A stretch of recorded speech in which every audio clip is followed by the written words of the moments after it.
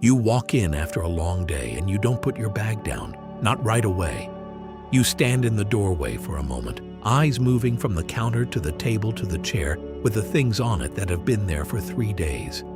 And something inside you tightens, not all at once, just enough to let you know this isn't rest. This is another task. You've rearranged, you've reorganized, you've bought the bins, the baskets, the shelf from that one video that made everything look so simple. And for a while it works. For a while you look around and feel something close to calm. But it comes back, the weight of it, the low, persistent hum of too much stuff, too much to manage, too many decisions hiding inside ordinary drawers. And the hardest part isn't the mess. The hardest part is that your home is supposed to be where you recover. It's supposed to be the place the day stops. And somehow, it never quite is. What if the problem isn't the size of your home? What if the space you have is actually enough? And what's exhausting you isn't the square footage, but something else entirely. Something that no shelf, no bin, no color-coded label system was ever designed to fix. There is a way to make a small home feel genuinely spacious, not by clearing every surface into a cold, bare room, not by owning almost nothing, but by changing how the space is organized at a deeper level, the level beneath objects. By the end of this video, you'll understand why most organization advice stops working after 2 weeks, and the single shift that makes a small home feel calm almost automatically. Stay until the end. The last idea is the quietest one, and it tends to be the one that finally sticks. There is a word in Japanese, ma. It is written jian. It doesn't mean empty space. It doesn't mean silence. It means the pause between things.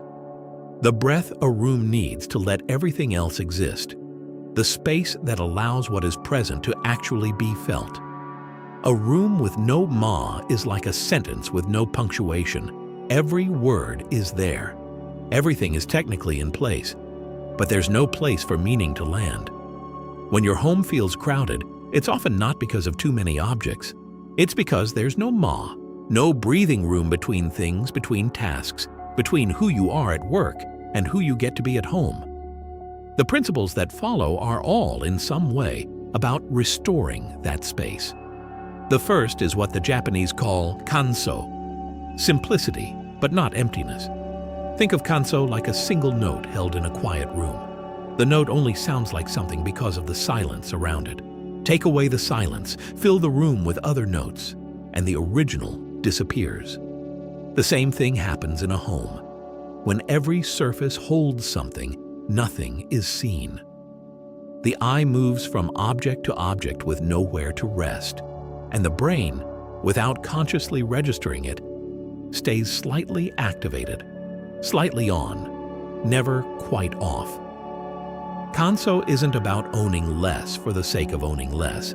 It's about making space for the things you have to actually matter.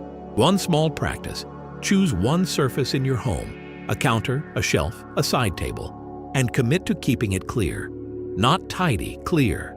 Let that one surface become the "my" your home is missing. The second is something older than minimalism and quieter. It's the idea that a home should work with your life, not against it. Most homes are organized once, during a good weekend with high energy and good intentions, and then asked to hold that arrangement forever. But life doesn't work like that. Some days you have 30 minutes. Some days you have an hour of unexpected energy and nowhere to put it. Some days you open the closet, look at the system you built, and just close it again because you can't find a place to begin. This is not a character flaw. It's a design flaw. If you've been quietly wishing for a daily routine that adjusts to your actual energy, not to some ideal version of your week, the Peaceful Home Assistant might be worth a look. It asks about your day, your time, your priorities, and builds a real plan around what's actually possible right now. It's in the first pinned comment if you're curious. The third principle is Danshari, and it is, at its heart, about honesty.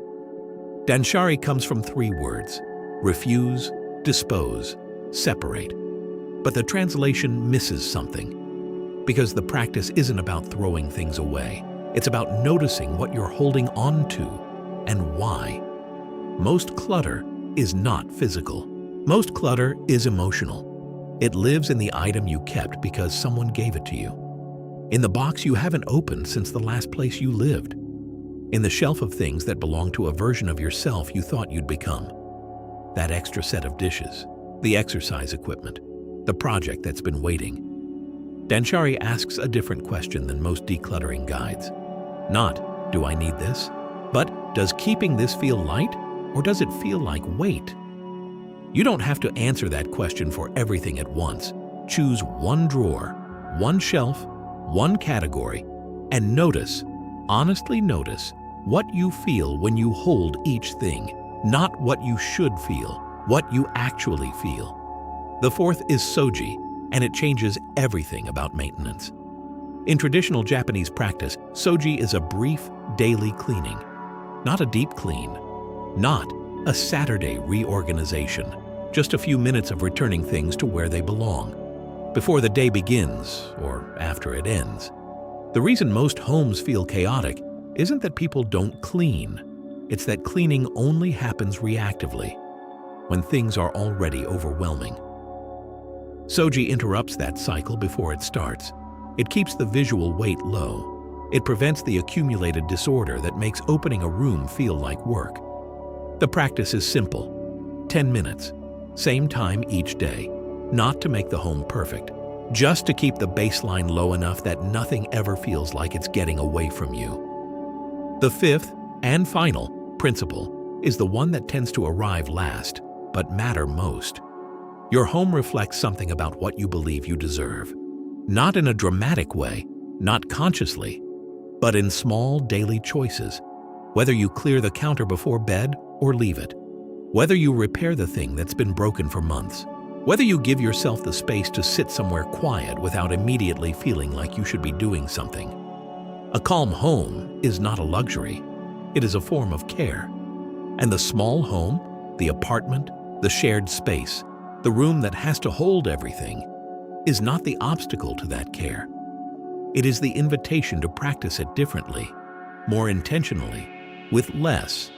If something in this video landed for you, not just as an idea, but as something you'd like to actually try, the Peaceful Home Kit was made for exactly that.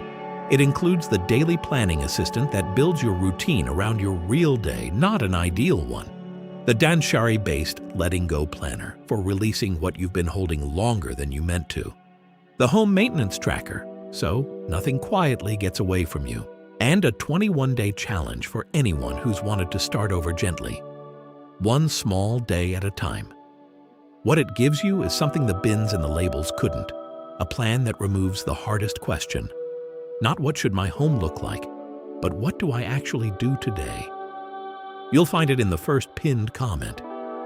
And if the only thing you take from this video is one clear surface and 10 quiet minutes, that's already something. That's Ma. And Ma is where everything begins.